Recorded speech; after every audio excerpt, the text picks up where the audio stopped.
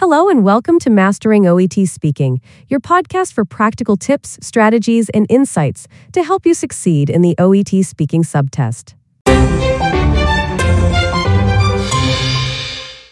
I'm Amanda, and today we're going to break down how to excel in the speaking test, focusing on key areas such as fluency, clinical communication skills, and how to use the right language in role plays to impress the examiner.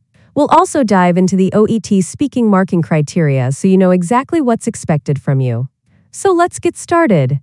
In the OET speaking test, you'll take part in 2 role plays based on scenarios you might encounter as a healthcare professional. These could range from explaining a treatment to a patient to offering advice or reassurance. Each role play lasts about 5 minutes, with 3 minutes beforehand to prepare. You'll be speaking to an interlocutor who plays the role of the patient or relative, and your goal is to interact effectively while demonstrating your clinical communication skills. The test is not about memorizing scripts, but about how well you communicate in a real-world medical setting. Now let's dive into the key marking criteria.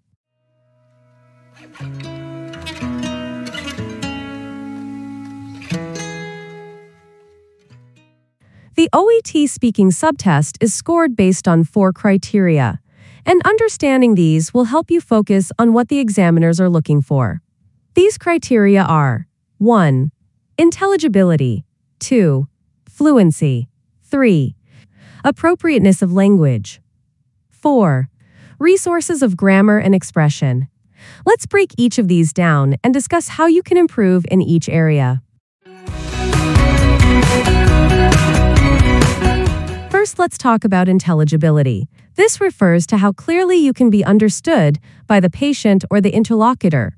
It's not just about pronunciation, but also about using natural stress, rhythm, and intonation. For example, instead of saying, "The doctor will see you now," you would say, "The doctor will see you now," emphasizing now to signal it's immediate. Natural tone and rhythm make you sound more professional and approachable.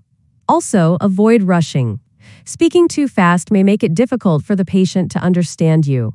Remember, the key is clarity, not speed.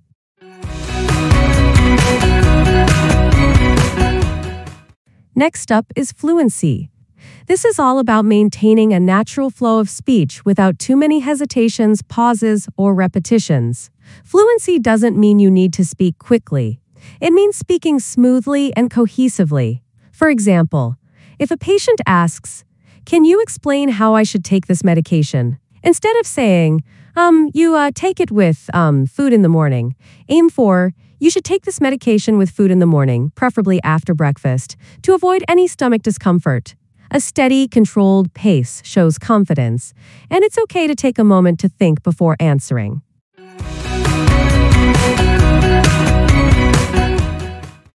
Now let's discuss appropriateness of language. This means using language that suits the situation and the person you're talking to. For example, when speaking to a patient, avoid overly technical terms unless you explain them clearly.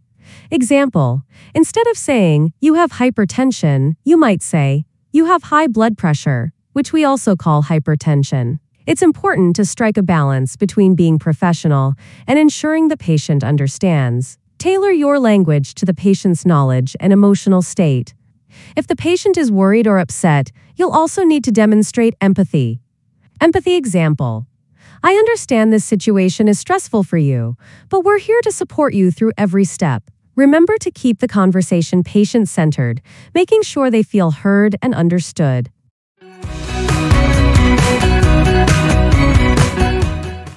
Finally, resources of grammar and expression assesses your range and accuracy of grammar. This means using the correct verb tenses, sentence structures, and vocabulary while avoiding errors.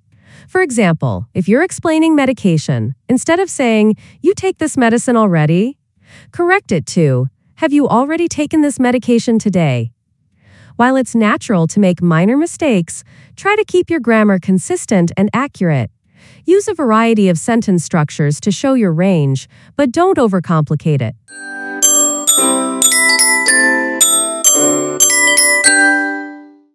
Now let's go over some common challenges candidates face during the OET speaking test and how to overcome them. Nervousness. Feeling nervous is natural, but it can affect your fluency. Practice role plays regularly and get comfortable with different scenarios. The more familiar you are, the more confident you'll feel. Running out of things to say. Some candidates freeze up, unsure of what to say next. A great tip is to ask the patient a question if you're unsure. For example, "Does that make sense to you?" Or, "Would you like me to explain that again?" This keeps the conversation flowing and gives you a moment to think. Using fillers, it's easy to fall into the habit of saying or when you're thinking. Try to replace those fillers with natural pauses. It's perfectly okay to pause for a second to gather your thoughts. Responding to difficult patients. Some role plays might involve an upset or anxious patient. In these cases, your empathy and reassurance are key. For instance, "I can understand why you're feeling frustrated, but let's go over the plan again and make sure you're comfortable with everything." Being calm and clear will help diffuse the situation.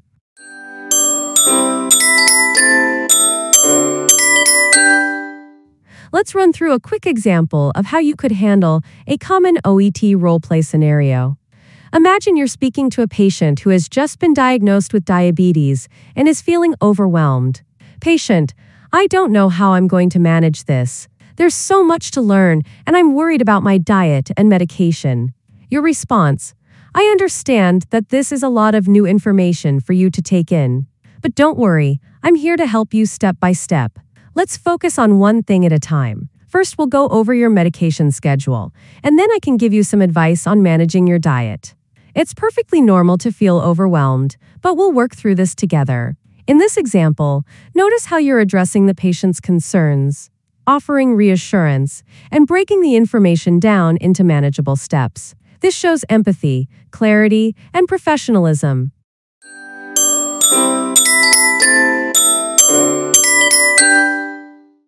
As we wrap up today's episode, here are a few final tips to help you ace the OET speaking test. 1. Practice, practice, practice. Role-play different scenarios with a friend or colleague. The more you practice, the more natural the test will feel. 2. Be empathetic. Always put yourself in the patient's shoes and respond with care. 3. Stay calm and focused. Take your time and avoid rushing through the role plays. 4. Listen carefully. Make sure to listen to the patient's concerns, as this will guide your responses. With these tips, you'll be well prepared to demonstrate your communication skills and succeed in the OET speaking test. Thank you for tuning in to OET Online Classroom. If you found this episode helpful, don't forget to subscribe and share it with fellow healthcare professionals preparing for the Occupational English Test. In the next episode, we'll be diving into real-life case studies to help you prepare for different types of role-play scenarios. See you next time, and best of luck with your preparation.